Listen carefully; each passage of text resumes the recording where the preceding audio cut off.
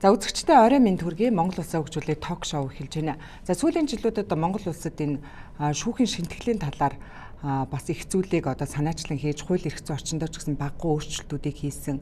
За ер нь өнөөдөр Монгол улс хөгжөхөд өнөөдөр хууль шүүхийн хараат бус байдал, за үнэхээр шударгын ус тогтоход за энэ байгууллагууд үнэхээр үндсэн үүргээ гүйцэтгэж чадаж байна уу? За энэ асуудлаар ярилцахаар бид шүүхийн ерөнхий зөвлөлийн дарга профессор Лүндэнд Оржиг энэ удаагийн ярилцлагатаа урьсан. За тэгээд юуны өмнө танд энэ өдрийн мэндийг хүргэе. Өдрийн мэнд хүргэе. Тэгэхээр манай нэвтрүүлгийн нэр бол Монгол улсаа хөгжүүлье. Тэгэхээр та бас Монгол улсын энэ иргэний хувьд Монгол улсын хөгжлийн талаар бас өөр ингэсэн бодолтой явдаг байх. За ялангуяа энэ таны энэ эхлүүлж барьж аваад яваад байгаа энэ шүүх хууль хяналтын энэ хараат бус байдал, за энэ бие даасан байдал гэдэг энийг ер нь та энэ хөгжилтэй яаж холбож үздэг вэ?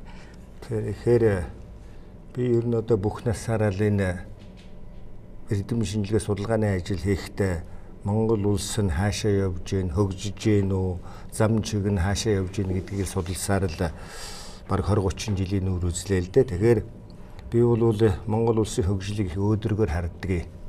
За зарим хүн бол Монгол улс хаашаа явж байгаа мэдхэ байлаа гэдэг, уруудаж доройтож байна гэдэг. Тэгээ энэтэй би санал нийлдэггүй. Монгол улс бол энэ сүүлийн 26 жилд сүүлийн 70 жил байгаагүйрээ би хөгжсөн гэж ингэж харддаг. Өнөөдөр бол Улаанбаатар хотод байж байгаа машиныг хар, дэлгүүр хоршоог хар, хөдөө аймагуудаар ингээд яваад хар. Хөдөө сумын төвд бол нэг 2 машин л байдаг байсан. Өнөөдөр айл болгоны гадаа нэг том машин, нэг жижиг машин байж шүү дээ. Тэгэхээр энэ бол юу харуулад байна вэ гэхээр Монгол улсын сонгож авсан хөгжлийн зам зөв юм байна. Энэ 1992 оны үндсэн хуульчин бол Монгол улсыг хөгжүүлэх тийм улс төрийн баримтчиг болж чадсан байна гэдгийг харуулж байгаа гэж би нэг дүгээрт юуны хэлмээр байгаа. За хоёр дугаарт бол энэ шүүх засаглал ер нь Монгол улсад ямар Монгол улсын хөгжилд ямар үүрэгтэй юм. Шүүх засаглал гэдэг бол зөвхөн шүүхээр хэрэг маргаанаа шийдүүлдэг хэдхэн хүний асуудал юм уу? Эсвэл Монгол улсын хөгжлийн асуудал юм уу гэдэг асуудал үүснэ л дээ. За ихэнх хүн бол энэ шүүх засаглалыг ингэж том оронд бол харах явдал бол арай дутагдaltaй байна уу гэж би ингэж боддог. За үнэн чанартай Монгол улсын шүүх засаглал гэдэг бол Монгол улсын хөгжлийн хамгийн том хөшүүрэг. За энэс том хөшүүрэг бол би байгаа байх л да. Яг эдийн засгчид бас нэг том хөшүүрэг ярих байх. За бусад хүмүүс бас нэг том хөшүүрэг ярих байх. За гэхдээ ямар ч сайхан эдийн засаг, уул уурхай, баялаг юу байдаг юм алтан дээр суунцсан ч гэнэ мөнгөн дээр суусан ч гэнэ энийг зөв юм их баялагтай байлаач гэсэн энийг хөгжлийн хүчин зүйл болгодог юм нь бол энэ эрх зүйн тогтолцоо, шүүхийн тогтолцоо байдаг. Шударга шүүхийн тогтолцоогүйгээр ямар ч баялаг тэр үндэстэнд бол наалддаггүй. Тэр их баялаг өөр замаар өөр тийшээгээ урсаад явждаг. За тийм учраас шудраг шүүхийн тогтолцоогүй улс орон хөгжинэ гэсэн ойлголт байхгүй юм аа. Тийм учраас Монгол улс хөгжиж гэвэл ард түмнээ сайн сайхан амьдруулъя гэвэл энэ улс орныхаа баялагийг хөгжлийн хүчин зүйл болгоё гэвэл шүүх засаглалаа бэхжүүлэх ёстой юм. Шүүх засаглалаа хөгжүүлэх ёстой юм. Энийг 500хан шүүгчээс цалингийн харамлаж түүнтэй ноцолдох ёсгүй юм. Тэр хүмүүсийн ажиллах хараат бус байдлыг хангах тэр бүх юмыг сайн хангаж өгч хад харин энэ бүхний мананд та нар шударгахаар зогсоо гэж хариуцлага нэхээ суужээвэл Монгол улсыг хөгжүүлэхийн төлөө явж байгаа зам мөр зөв гэж ингэж харах ёстой юм аа. Гэтэл өнөөдөр бол бид нар бас шүүх засаглалаа ийм хэмжээнд үнэлэх, ийм хөгжлийн том институт, хөгжлийн том хөшүүрэг гэж харах талаасаа бол манай энэ улс төрийн хүчнүүд бол бас тийм сайн хэмжээнд би харж чадахгүй байна гэж бодож байгаа. Хэдийгээр 2009 онд Монгол улсын ерөнхийлөгчийн том шинтгэлийг эхэлсэн ч гэсэн тэр Монгол улсын ерөнхийлөгчийг намаасаа нэр дэвшүүлсэн Ардсан нам ч гэсэн энэ шүүхийн шинтгэлийг бас тийм том хөгжлийн хөшүүрэг гэж хараагүй. Хойно урдаас нь чангаасан бас тиймэрхүү бие даасан хараат ус байдлыг энэ алдагдуулахад бас хов нэмэр оруулсан юм бас байна. За одоогийн засаг үрж байгаа улс төрийн нам ч гэсэн бас энэ асуудалд бол бас нэг ч тийм эергээр хандаж яах гэж бид нар харахгүй байгаа. Сая нэг шүүгчийн салинтай холбогдуулаад шүүхийн эдийн засагтай холбогдуулаад ямар том скандал үүсв, ямар бэрхшээл үүсв, Монгол улсын шүүгч нар үүрээ хөндүүлсэн шоргоолчиг нэг ийм том бужигнаа нэг үүсгэсэн. Тэгээд одоо ерөнхийдөө шүүгчнэр бол ингээд надтай уулзахдаа за бид нар чи ер нь ингээд нэг утгана ирмэг дээр байгаа юм шиг л ийм л одоо их эмзэг хэврэг байгаа юм байна штэ гэд ирээдүйдээ итгэл бол нэлээд тийм алдарсан хизээ яаж чухал гэсэн нэг тийм аим шиг бол шүүгчдийн дунд л одоо ингээд үлдэж байна л дээ. Тэгэхээр энэ бол ерөөсөө Монгол улс бол энэ шүүгч засаглалыг нэг хөгжлийн том өшөөрг юм аа. Энийг бэхжүүлснээр бид нэр хуулийн засаглал тогтоох юм аа. Хуулийн ноёрхлыг тогтоохгүйгээр бид нэр хизээж хөгжихгүй юм аа. Хуулийн ноёрхол тогтоогүй улс оронд бол хувь хүний ноёрхол тогтож байдаг. Хувь хүний ноёрхол тогтно гэдэг чинь тэнд хууль байхгүй эрх мэдэлтэй ч гэдгийг мөнгөтэй хүний ноёрхлоор явсан улс орон хөгжижсэн түүх энэ хүн төрлөختний бидний мэддэг түүхэнд байхгүй байгаа юм аа. Энэ утгаараа бол одоо энэ шүүх засаглалын хөгжил бэхжилт гэдэг бол зөвхөн одоо нэг шүүхээр хэрэг маргаанаа шийдүүлж яадаг хэдхэн хүний хэрэг явдал ерөөсөө биш. Энэ Монгол улсын хөгжлийн асуудал юм. Ер нь жаахан алсыг харсан улс төрч засаг төрөглөл шүүх засаглалаа бэхжүүлчээ сууж байхад бараг өөр юм хийхгүй ээж болно гэж хэлсэн хүн ч бас байдаг юм аа. Хэлгүй яг тэгтээ одоо энэ сүүлийн үед за энэ төрийн тогтолцоо засаглалын энэ хуваарлалт гэдэг их олон зүйлүүдийг ярихдаа энэ Монгол улсад одоо шудраг ёсны хямрал нүүрлцэгчээ гэдэг үгийг их олон улс төрчид хэрэглэх юм л та. Тэгэхээр энийг яг юутай холбож яриад байгаа юм бэ? Үнэхээр тэр нөгөө шудраг ёсыг тогтоох ёстой тэр шүүхийн одоо хууль шүүхийн хараат бус байдалтай холбож яриад байгаа мó? За эсвэл энэ өөр зүйл байна уу? Та энийг яг юуг яриад байна гэж ойлгож байгаа юм? За шудраг ёсны хямрал болчихжээ, хариуцлагагүй хямрал болчихжээ. Олон хямралыг л ярьдаг болсон байна л дээ. Одоо энэ хямралын тухайн асуудлыг одоо би барыг ихийн тавьчихсан ч байж магадгүй. Би 2006 онд шүүх эрх мэдлийн хямрал Монгол болсон байна гэж бичсэн. За дараах нь бол улсын их хурл бас хямралд орсон байна гэж бичсэн. Тэгэхээр энэ хямралтай байна гэдэг юмыг би одоо бас тавьчихсан болов уу гэж бас заримтайгаа санаа зовж байна. 10 жилийн өмнө биччихсэн. Тий 10 жилийн өмнө биччихсэн. За тэгэхээр шудраг ёсны хямралтай байгаа гэдгийг яг хэн тогтоосон юм? Ямар судалгаа байгаа юм гэдэг ингээд яг судалгааны үндслийг нь хөвгөл бол бас их зовлонтой асуудал. За ер нь бол энэ шудраг ёсны хямралын тухай хэрвээ ярьж ивэл шүүх засаглалаа бид нар сайн бэхжүүлж чадаагүй байгаа юм байна. Хуулийн ноёрхлыг тогтоож чадаагүй байгаа юм байна. Энэ лүү дутуу хөрөнгө оруулж байгаа юм байна. Шудраг ёсыг бид нэр үн цэнтэй байдаг, энийг худалд энд мөнгө төлөөгүй юм байна гэдэг дүгнэлтийг тэндээс хийх ёстой. Түүнээс шудраг ёсны хямралд орцсон байна гэдэг одоо ингээ гайхаж суугаад тэгээд нэг 500 шүүгчийн цалинтай нотлцоо сууж байгаа явдал нь бол үнэн чанартай шудраг ёсны хямралыг ийг одоо харин улам гүнзгийрүүлээ гэж одоо хашгирж байгаа тал ижил гэж ингэ шарах ёстой юм. Тэгэхээр үнэхээр шудраг ёсны хямрал байна гэж ингэж дүгнж байгаа бол муу хэрэг биш, зөв. Эннээс гарах гарцсан юу гэхээр шүүх засаглалаа бэхжүүлээ, хараат бус болгоё, биеийн даалгая, энэ лүү хөрөнгө оруулалтыг, энийг тордъё. Ингэж л бид нар тэр хямралыг хэрвээ хямрал үүссэн бол даван туулах ёстой.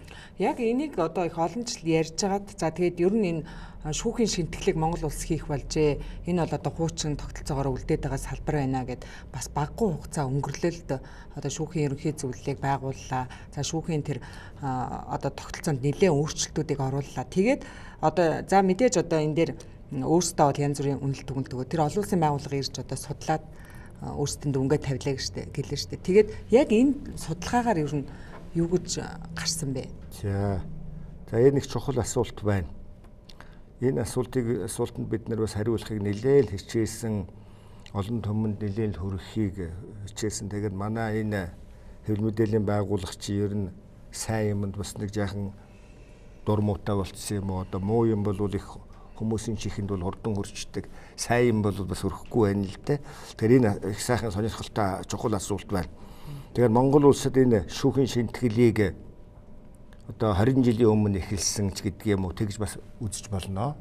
Өөрөөр хэлбэл биднээс социалист шүүхээ ардчилсан үндсэн хуульч ёсны зарчим бийдсэн шүүх болох үйл ажиллагаа бол 1992 оны үндсэн хуулиар эхэлсэн. За Монгол улсын ерөнхийлөгч 2000 онд одоо гарч ирэхдээ Монгол улсын шүүхэд бол реформ хийх ёстой байна гэдэг том хөтөлбөр дэвшүүлсэн.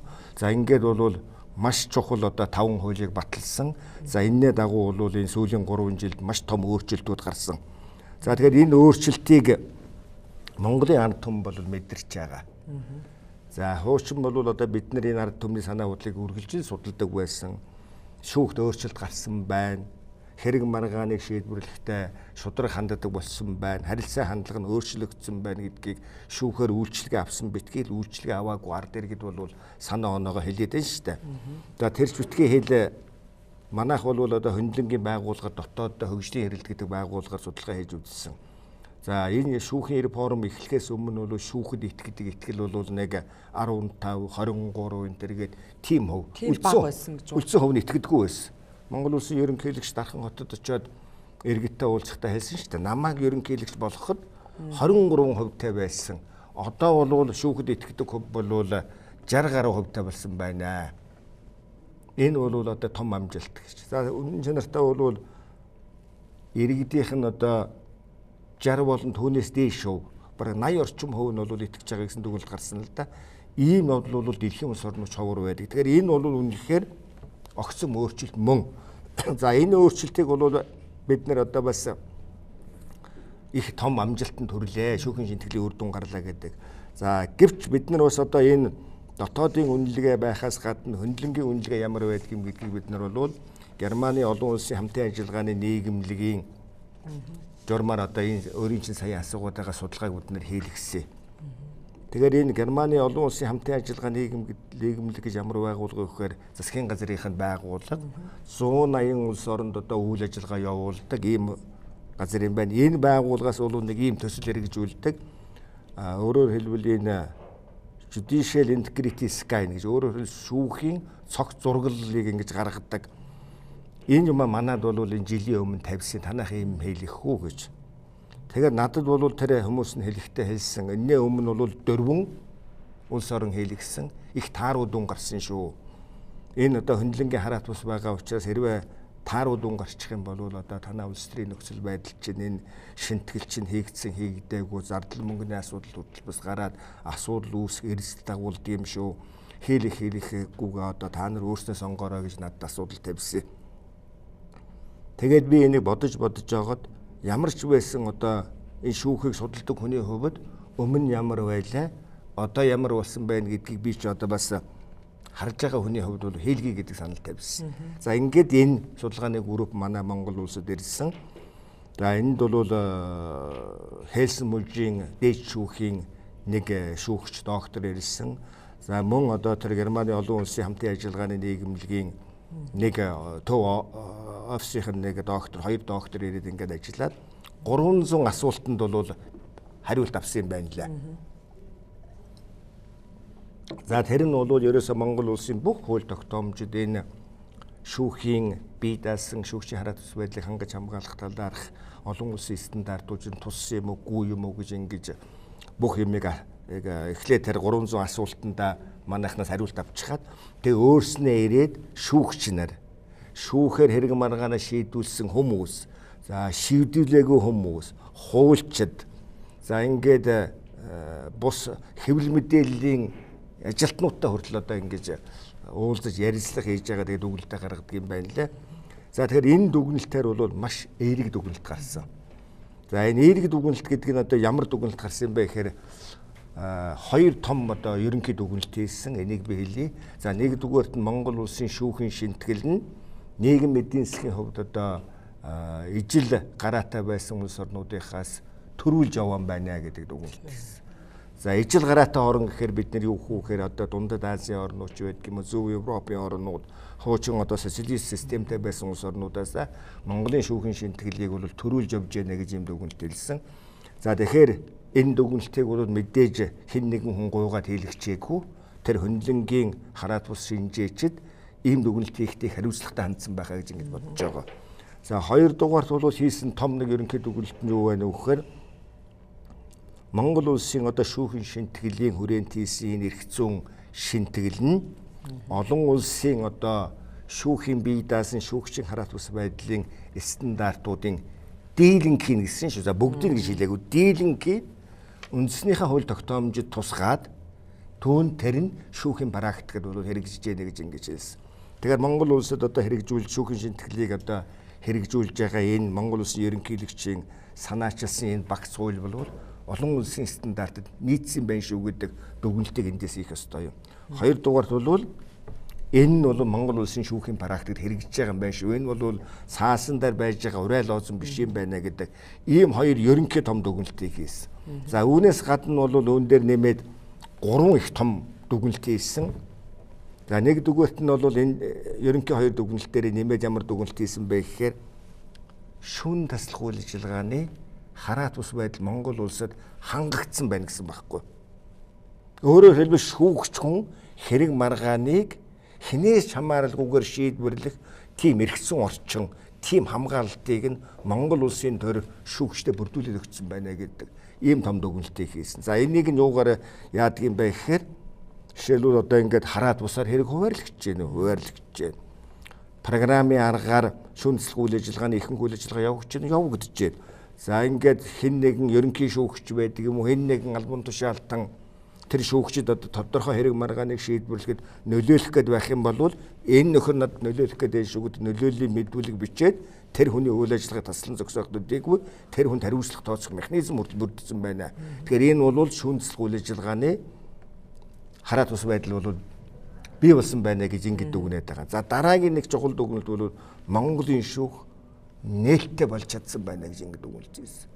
За нээлттэй болно гэдэг чинь бол ер нь одоо 3 жилд биш ихэд 30 жилд ч одоо хийдэг зүйл биш шүү дээ.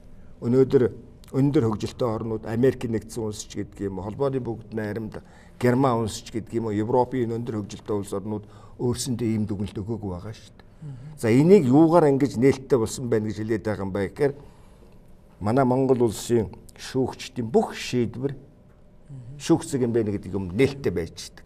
За тэрийг үзээр одоо судлаачд нь байна уу, сонирхсан этгээд нь байна уу, хэн ч гэсэн үзээд энэ шүүгч бол ер нь ямар шийдвэр бичдэг юм, энэ хуулиа зөв тайлбарлаж хэрэгжилж чадчихгүй юу гэдэг хөндлөнгийн хяналттай хуулцаатай болсон. За өөр нээлттэй байна гэдгийг хэлээд байна гэхээр шүүн төслөх үйл ажиллагаа. Өөрөөр хэлбэл одоо шүүх хуралдааныг бол одоо ингээд хүн цахимаар хаанаас ч ажиглах хөндлөнгийн хяналттай авах бүрэн бололцоотой болчихсон. За энэ мэтийн зүйлүүдээр нь бол Монголын шүүхийг одоо бүрэн нээлттэй болжээ гэж ийм дүгнэлтийг хийсэн. За дараа нь бол гуравт нь бол одоо нэг бас том юу юусэн бэ гэхээр энэ Монгол улсын шүүхийн хүртээмжтэй байдал хангагдсан байна гэсэн. Манайхан ч одоо энэ шүүхийн зохион байгуулалт хийгээд одоо иргэдийг шүүхээс үйлчлэг авах болцоог нь алдагдуулсан энэ төр гэл нэг холдуулчлаа энэ төр гэл одоо бараг л өвөр төрөнд нь шүүх байх ёстой гэж ярих нь болгүй байлаа шүү дээ. Тэгсэн чинь энэ олон улсын байгууллага юу гэж нөхөөр Монгол улсын шүүхийн хүртээмжтэй байдал бүрэн хангагдсан байна гэж. Өөрөөр хэлбэл шүүхэд хүн хандах, хэрэг маргаанаа шийдвүлэх, орон зайн, цаг хугацааны болоод бусад хүчин зүйлийн тухайд бол ямар ч нэг асуудал байхгүй гэж хэлсэн. Тэр ийм 3 одоо том дүгнэлтийг бол хийсэн. За энэс хааш бол одоо ингээд яриад байх юм бол одоо бидний энэ 3 жилийн хугацаанд хийсэн зүйлүүдийн талаар бол бас бидний бодож ирсэн зүйлтэй нийцсэн тийм дүгнэлтүүдийг бол хийсэн байна. Өөр нэг шүүхийн шинжилгээтэй холбоотой хийгдсэн зүйл бол энэ шүүгчийн сонгон шалгаруулалтыг бас шин зарчмаар явуулдаг болсон. За өмнө нь бол одоо шүүгчийг юу гэдэг нь одоо шүүгчийн туслахаар ажиллаж байсан хүн за эсвэл одоо нэг үе дамжсан гэдэг ингээд яг шүүгчийг ямар шалгуураар сонгоод байгаа юм бэ гэдэг тэр болгон олон нийтэд тодорхойгүй байлаа л да. Тэгээд яг энэ шин одоо тэр сонгон шалгаруулалтыг бий болгосноор үнэхээр тэр одоо чадaltaй хүмүүс нь тэнд одоо шүүгч болох тэр боломж нь бүрдэж чадсан уу? За одоо ганцхан жишээ хэлээ л дээ. Одоо ингээд сүүлийн 3 жил гарны хугацаанд бид нэг Монгол улсын шүүх бүрэлдэхүүн 150-аад шахуу шин шүүгчийг орууллаа л да. Тэр энэ 150 шүүгчийг оруулахад бол давхарцсан тоогоор бараг 3-1 нь байна шүү дээ. Шинжлэгдсэн. Бараг одоо 2-3 мянган хуульчид бол энэ дээр өрсөлдсөн. За энэ өрсөлдөж байгаа хүмүүсийн бүрэлдэхүүнийг харахад бол үнэхээр өөрчлөлт гарсан. За яагаад энэ шүүгчлүү ийм том их өрсөлдөөн бий болчихваа гэдгийг бас бодох хэрэгтэй л дээ. Нэг дөгөөд шүүгчдийн цалин өссөн байна. Эдийн засгийн баталгаасаа хангагдсан. За хоёр дугаарт бол одоо энэ сонгон шалгуур бол сахимаар бас одоо энд ороод байхад бол өмнө одоо тохирчсон хүмүүс шүүгч болдохгүй юм байна. Энд ороход би бол найдлага байгаа юм байна гэсэн тийм итгэл бол хүмүүс бий болсон. За энэ ийм одоо олон хүчин зүйлийн үр дүнд бол олон зуун хуульчид бол энд өрсөлдсөн. Тэгэхээр энэ шүүхийн шинтгэлийн нэг хамгийн том чухал зүйл хүний нөөцийн шинтгэл шүү дээ. Ер нь бол энэ шүүхийн ерөнхий зөвлөл гэдэг байгууллагын хийх ёстой үндсэн хуулиар олгосныг том үүрэг нь бол энэ хуульчдаа шүүгчдийг шилж олох гэж ингэ заасан байдаг. Тэгэхээр энийгээ бид нэр одоо бас жаахан чанартай хийхин тулд шудраг болгохын тулд бид нэр олон улсын байгууллагад хандсан Азийн хөгжлийн банкд хандаад бид нэр программын аргаар энийг сонгон шалгаруулдаг болчихсон. Хуучин бол одоо ингээд би Отхон гэдэг нэр дэвшигчийн шүүгчийн шалгалтанд орж байхад би чиний материалыг засж байгаа гэдгээ би мэддэг. Тэр хүн мэддэг. Чи мэддэг. Энэ лүндэнд орж багшаар засуулах юм байна. За энэ шалгалтын даалгавар гэж ийм ярьдаг. Энийг нь тэр хүн хийдэг юм байна гэдгийг бараг мэддэг байсан шүү дээ. Тэгэл урд урдаасаа харж байгаа л танилын нүгээр хэцүүгээл тийм л юм л хийжсэн. Би ч гэсэн өөрөө тэр мэрэгжлийн хорооныхын гишүүнээр би 3 жил бас ажиллаад тэр гал тоогон дотор одоо юу болдгоо гэдгийг одоо бас 3 жил туулсан хүн л дээ. Тэгээ одоо бол яаж яах вэ гэхээр хэн хэний материалыг засж байгаа мэдэхгүй. Дандаа программын аргаар нэг бодлого ороод ирнэ, нэг тест ороод ирнэ. Тэгэл дандаа программын аргаар явждаг учраас тэр хүний материал байна гэдгийг мэдэх болцоо байхгүй. За бүр ичиж утгаа байсан хүн байвал одоо бас хайж яагаад олж болно л доо. За одоо би нэг ганц үнийг дэмжих юмсан гал одоо учиргүй одоо бүр ингээл ичихгүй тэгэл тэр 9 хүний дунд ороод одоо ингээл хөөцөлдөлгүйгээл нөгөө юм хийхгүй ингээл гүгээдэвэл хүн олж болно. Гэхдээ тэгдэг хүн гэж бас байхгүй болсон ба шүү дээ. Хүн чинь бас нэр төрөө боддог болсон байна. Шаналт бий болсон байна. Тэр манай шалгалт авдаг өрөө чинь бүхэлдээ камерчилсан байгаа байхгүй юу? Одоо засаа сууж байгаа хүн яаж ажиллаж байгааг нэхийг битгий хэл тэр шалгалт өгөө сууж байгаа хүн ямар үйлдэл гаргаж байна? Ажиллаж гин үү? Гар утсаар харж гин үү? Хүний юм руу харж гин үү гэдгийг бүхэлд нь бид нэг камерын хяналтанд оруулчихсан учраас тэр болцоо байхгүй. Тийм учраас энэ бол бас нэг том одоо шинтгэлийн нэг үр дөөн гэж ингэж хэлэх одоо бүрэн үндэстэй. Шүүгчийн цалингийн талаар түрүүн та бас дурдаад өнгөрчлөлт сая төсвийн тодтогдлоор хамгийн их маргаан дагуулсан зүйл бол энэ шүүгчийн цалингийн асуудал. Тэгээд яг хөө мэдээж шийдвэр гараагүй за мэдээж одоо шүүгч хараат бус эдийн засгийн баталгаатай байхын тулд одоо шүүгчдийн цалинг нэмсэн зөөвөө гэж үзэх нэг хэсэг байсан. Тэгээд яг хөө энэ дээр зүгээр нэг өөр нэг зүйл нь одоо олон нийтийн дунд хамгийн их яригдсан зүйл нь үнэхээр энэ шүүгчд бол одоо өөрсдөө хараат бус өөрөөр хэлбэл одоо цалин бага байх юм бол бид нар одоо авилгал аавн шүү гэдгийг бараг л одоо хэлж байгаа юм ингээ цалин буулгах юм бол шудраг бус байдал алдагдана. Шудраг бус байдал бий болно гэж яриад байгаа чинь надад бага цалин өгөх юм бол би шудраг ажиллаж чадахгүй л гэсэн үг үстэй гэд. Нэг ийм дүгнэлт яваад ирсэн. Та энийг юу гэж хүлээж авсан бэ? За одоо энэ шүүгчийн цалин нэмсний буруут нь одоо бий бол 3 жилийн өмнө тодроод 15 тэрбумыг салхинд хийсгсэн албан тушаалын хэрэгтэн нөхрийг татах ёстой энэ төр гэж одоо олон улс төрчид орилж ирснийг бол өөрөө хэвлэл мэдээлэлээр харсан баг. Тэгэхээр ер нь бид нэр өнөөдөр нээлттэй дэлхийд амьдарч байгаа. За шудраг ос гэдэг юм хэрэгтэй юу юу гэдэг дээр асуудал байхгүй болсон байна тийм үү? Шудраг осгүйгээр бол амьдарч чадхаа болсон байна гэд. Тэгэхээр шудраг ос нь үнцэнтэй байдаг юм аа. Тэрийг худалдаж авдаг байхгүй юу? Монгол улсад бол одоо шудраг осыг мөнгө төлөхгүйгээр л ерөөсөө л одоо ингээд нэг самар жимс түүж байгаа юм шиг л одоо авчих гэж ингэж нэг ийм гинхэн юм уу? Эсвэл бүр зориу дээр энэ Монголын төрийг хүчгүүдүүлэх гэж ингээд энүүч гэж би заримтайгаа одоо бас ингэж боддгийг. Тэгэхээр нээлттэй дэлхийд амьдарч байхад шүүгч бол бид нар мөнгө төлөхгүйгээр шудраг осыг тогтоодоггүй маа. Энэ бол ганцхан Монголын биш дэлхий тийм байна. Би Сингапурыг их ярих дуртай шүү дээ. Сингапурын одоо тэр агуу их хөгжлийн эцэг гэж тэр бурхан болсон нэг хүн хэлсэн шүү дээ. За ер нь бол энэ Сингапур улсад бол авилгалд өртөмтгий гэд нэрлэгдээд байгаа тэр хүмүүс жагсаалтыг гаргаад ирсэн. Жагсаалтыг гаргасан чинь шүүгч гэдэг хүмүүс гарч ирсэн. Одоо өөр хүмүүс ч гарч ирсэн ба. За эднэрийн жилийн цалинг $100 болох. За тэгээд энэний дараа бол элдв бусын асуудал байхгүй шүү гэж хэлээд Сингапур улс бол авилгагүй болсон байхгүй. Тэгэхээр одоо бас манайхан мушгаад байдаг байхгүй. За одоо ингээд цалин нэмэхгүй бол авилга авъя шүү гэж. Тэр бол одоо монголчуудын одоо нэг сэтгэлгээний хоцрогдол одоо бие бинийгээ доош нь хийх гэсэн тамийн тогооны үлгэрч гэдэг юм уутыг тайлбарлаж болно. За нөгөө талаасаа бол шүүхтэ хөрөнгө оруулаагүй. Бага цалинтай буюу ийм ядуу зүдүү шүүхтэй улс оронд авилга өндөр байдаг гэдг нь ерөөсө 2 дор 2-ыг нэмэхээр 4 гэдэг шиг асуудал шүү дээ. Тэр гайхаад байх юм байхгүй. Энэ бол олон улсын байгууллага бүр тогтоочихсон. Хаана шүүгчийн хараат ус байдлыг хангаагүй байна, салин багван тэр улс оронд нөгөө юм нь юу байдаг вөхөр авилга өндөр байдгаа гэдгийг л тогтоосон.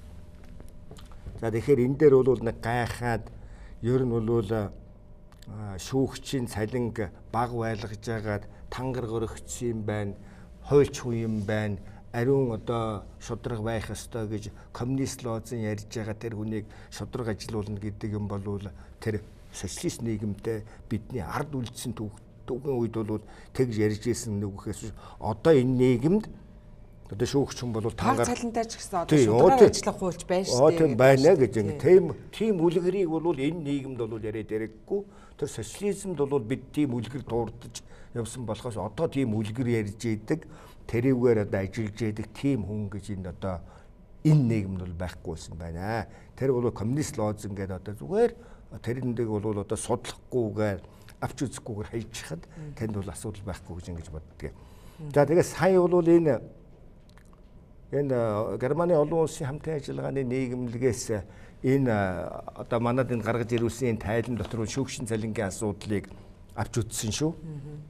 Тэгээд энэ шүүгчийн эрх зүйн байдлын тухай хуулийн 23-ийн 1-д бол шүүгчийн цалин ямар байх ёстой вэ гэдгийг Монгол улс тогтоочихсон юм. Шүүгчийн цалингийн хэмжээ нь тийм байна гэж тогтооцсон. За тэрийг бол энэ судалгааны тайланд иш татаад энэ Монгол улсад бол шүүгчийнхаа эдийн засгийн хараат ус байдлыг энэ зүйл залтаар бол Монгол улс хангаж чадсан байна. Гэд энд бол бас нэг ноцтой дүгнэлт хийсэн шүү. Тэгээ энд бол хараа одоо энэ би шараа тэмдэглэсэн байна. Ингэж байгаа. Шүүгчдийг бизнесийн зүгээс хоолн дурих. Шүүгчтэй бусад өмгөөлөгч ангийнх нь уулзах зэрэг зүйл байхгүй болсон байна гэдэг үгнэлт хийсэн. Өөрөөр хэлбэл хуучин бол одоо 700 төгрөгийн цалинтай шүүгч бол тэр шүүх тойрсон бүх мохлгуудаа одоо ингээд хар данстай нэг хил цагаан будаа ав, нэг хил юу ав, нэг тэм ав гэдэг одоо өрийн данстай байсан. За тэгээд одоо 7-800 төгрөгийн цалинтай шүүгчий чинь дурын хүн хоолнд өрдөг байлаа шүү дээ. Өнөөдөр 2 сая 500 мянган төгрөг гар дээр авч байгаа хүнийг хүн яаж хоолнд өрөх вэ? 250 мянган төгрөгийн хоол идүүлэх гэж өрөх үү? Өөрөөхөө болчихсон. Тэрийг бол энэ гадаадын шинжил битсэн. Тэгээд шүүгчдийн дунд авилгын асуудал их хэмжээгээр газар авсан явдал байхгүй гэж үзэхээр байна гэж ингэж хэлсэн. Тэгэхээр үнэхээр ийм юм Монгол улсын шүүхийн тогтолцоонд бий болцсон болвол энэ шүүгчийн цалинг буурууламж гэдэг юм уу тэрний хойноос одоо элдв бусын юм ярина гэх юм ярьж байгаа явдал бол үнэн чанартай Монгол улсыг авилгатай байлгая. Авилгын цэцгэлүүлье гэж хэлсэнтэй агаар нэг гэж би гэж бодож байгаа. Тийм учраас бол энэ нэгээр бол шүүгчдийн цалин нэмсэн явдал бол авилгын одоо жижиг дунд авилгыг бол үнэн чанартай байхгүй болгожээ гэж ингэж байгаа. Тэгэхээр ийм олон улсын судалгааны байгууллагын дүгнэлт гарцсан байхад бид одоо шүүгчдийнхаа нэг 400 хэдэн шүүгчтэй өгсөн цалинтай зууралдж байгаа явдал бол их л ухаан муутай дэлхийн дахныг ойлгоогүй, шүүгч засаглалыг ойлгоогүй, шүүгчийн хөдөлмөрийг ойлгоогүй одоо нэг тийм ахар охор хоцрогдсон сэтгэлгээл гэж л одоо хэлэхэд ч одоо энэ багтаад байгаа юм. Тэрнээс муу үгүй байвал би хэлмээр байна. Өөр нэг зүйл нь яг хуу ер нь өнөөдөр энэ шүүхийн талаар за олон нийтийн ихтгэл болоод их доор байсан. Өөрөөр хэлбэл одоо шүүгчдэд итгэдэггүй иргэдийн хувьд. Тэгээд бас одоо яг өнөөдрийн энэ байж байгаа байдлыг ч гэсэн хүмүүс яг төдийлөн тэр ихтгэл бол сэргсэн гэдэгт би бас эргэлзэжлээ л да. Өөрөөр хэлбэл одоо зарим улс төрчид бол хэлж байгаа тийм Монголын өнөөдрийн хууль шүүхийн байгууллага одоо нэг хүний гарт оржээ. Тэр нь одоо ерөнхийлөгч юм ч юм уу тий. Энэ ер нь яагаад энийг тэгээд яг энэ тогтолцооны хувьд өөрчилж болдгоо юм бэ?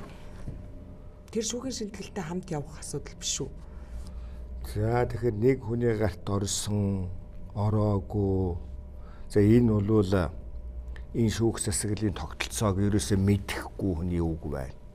Энэ Монгол улсаас хийсэн шүүхийн реформыг огт мэдэхгүй хүний хэлсэн үг байх. За Монгол улсын шүүгч нарыг одоо хинээс ч хамааралгүй ажиллаж чадах болсон тэр эрхцэн орчныг мэдэхгүй хүний л зүгээр нэг юм дүгнэлт болохоос биш. Энэтэй бол би үнэхээр санал нийлэхгүй. Ингэж бодож байгаа хүн бол Монголд хуруу дарам цөөхөн байгаа баха. Тэгэхээр энэ нэг ганц нэгэн хүний одоо ингэж буруу зуруу ярьсан амьдралыг ойлгоогүй энэ үзэгдлийг бол бид нэр ингэж нэг тийм Монгол улсад бий болсон том үзэгдэл шиг ингэж ярих бол хэрэггүй юм аа. Тийм учраас Монгол улсын ерөнхийлөгч гэдэг хүн чинь үнэн чанартай шүүхийн ерөнхий зөвлөлийн гишүүдийг нэг томилдог. За дээрэс нь бол шүүгч нарыг нэг томилдог юм л хүн шүү дээ. Энэ хоёр томилго нь хоёулаа бармаал. Өөрөөр хэлбэрийн төдий.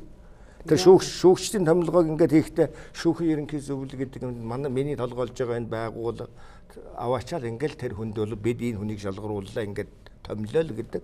Тэрэн дээр л тэр хүн зүгээр гараа тавьж баталгаажуулдаг болохоос биш энийг томилно, энийг томилохгүй гэдэг нэг тийм хувийн сонголт хийгээ сууж идэг тийм хүн биш шүү дээ. Хоёрдугаарт бол шүүхийн ерөнхий зөвлөлийн гишүүдийн томилгооны асуудал бас яригддаг одоо улс төрөөс хамааралтай гэж.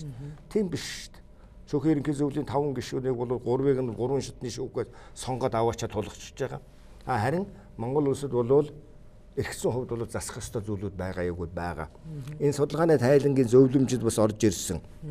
Тухайлбал яг ямар зөвлөмж өгөх вэ? За энэ дээр бол яг чиний асуултанд хариулаад ямар зөвлөмж өгсөн бэ гэхээр шүүгчдийг одоо ингээд томилохдоо улс төрөөс хамааралтай байна ч гэдэг юм. Өөрөөр хэлбэл одоо төрийн тэргүүнээс хамааралтай байна гэсэн ийм ойлголт төрүүлэх явдал бол төрүүлэхүйс боломж бол танай хууль тогтоомжид байгаад байна. Яг аргагүй ерөнхийлөгч томилоод байгаа. Тий, одоо ийм ойлголт байгаад байна гэж.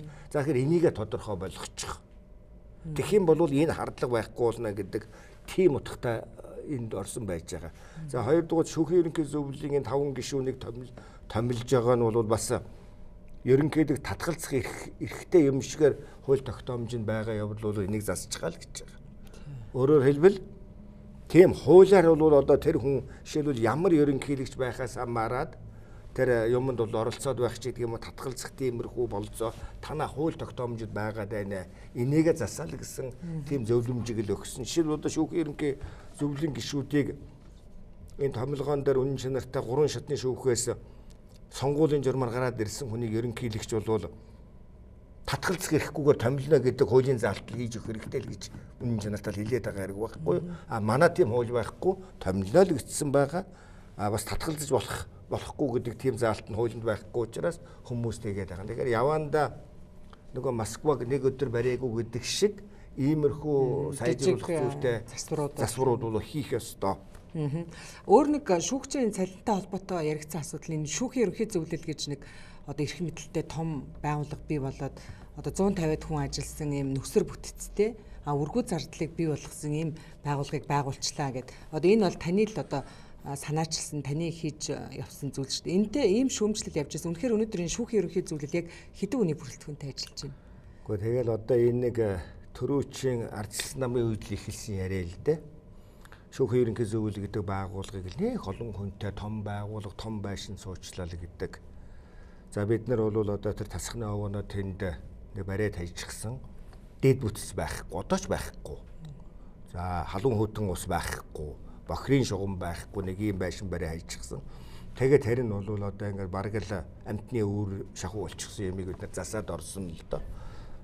За тэгэхээр л одоо тэр нэг юм боллоо гэж ингэж яриад байд. Тэгэхээр энэ яагаад ингэсэн бэхээр төрүүчийн намч ярьж ийсэн, парламент ярьж ийсэн, одоогийн парламент үргэлжлүүлэл бас ярьж байгаа юм байна л дээ. Тэгэхээр би яагаад ингэж ээдгийм бэ гэдээ ингэж бодохоор ер нь бол энэ шүүхийн ерөнхий зөвлөл гэдэг байгууллагыг нэг цааш нь харуулчихад тэгээд энэ шүүх засаглалыг нэг карманда хийчихад тэгээд одоо энэ нэг шүүх засаглал гэдгийг энэ айлыг нэг одоо нэг тийм эрх мэдлийн саваа болгочихъя гэсэн ийм л одоо нэг тийм атгах санаа бол байгаад байдаг юм болов уу гэж ингээд бодож байдгийг.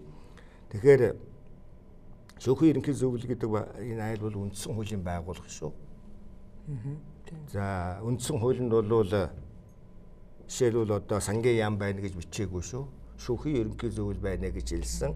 Ийм үүрэг хэрэгжүүлнэ гэдгийг зааж ирсэн үндсэн хуулийн байгууллага. Тэгэхээр үндсэн хуулийн байгууллага гэдэг бол арай өөр статустай байдаг. За ийм чухал байгууллагыг бид 20 жил байгуулах ёстой үндсэн хуулиа хэрэгжүүлэлгүйгээр явж ирсэн. Харин энэ Монгол улсын ерөнхийлөгч энэ байгууллагыг бол байгуулсан. За тэгэхээр манайхыг бол 150 хүнтэй гэл ингээд байдаг. Манайх байгууллага бол одоо өнөөгийн байдлаар бол шүүхийн захиргааны 50 ажилтнтай би бүр өнөөдөр энэ телевизээр дамжуулаад бүр олон нийтэд зарлая гэж ингэж бодчихно. Манайх шүүхийн захиргааны 50 ажилтан байна. За тэн дээр бол нэг байгууллага юм чинь цэвэрлэгч байх хэрэгтэй юу? Үйлчлэгээний байх хэрэгтэй. Байгууллага юм чинь манаач байх хэрэгтэй юу? Тэр байгууллага чинь нэг ганц нэгэн машин дэрэг байж шүү дээ. Тэр чинь бол бид нар өөрөө бариад явж болохгүй үстэй. Жолооч байх хэрэгтэй юу? Хэрэгтэй. Ийм мэтийн үйлчилгээний нэг цөөхөн хүнтэй. За ингээд нэг 50-аад яг 50 хүн байна. За тэн дээр нь бол нэг үйлчилгээний нэг 10 гаруй хүн байгаа бах. Тэр нь гэрээгээр ажилладаг. Ингээд бүр нэг үсрээд нэг 60-аад хүнтэй л одоо үйл ажиллагаагаа явуулж ял л дээ. За тэгээд одоо өөрөөр хэлбэл бусад байгууллагуудын үзэл засгийн газрын хэрэг эвлэх газар ч гэдэг юм уу, улсын их хурлын хамгийн газар ч гэдэг юм уу, үндсэн хуулийн зэс одоо энэ ажлын албуудын тухай ярьдаггүй. Тэднэр нь хэдэн зуун хүнтэй ч байж магадгүй шүү. За би бол одоо бас судалгаа хийж үзсэн. Гэхдээ бусад байгууллагууд одоо энэ ажлын албанд хичнээн хүнтэй байдаг юм гэж.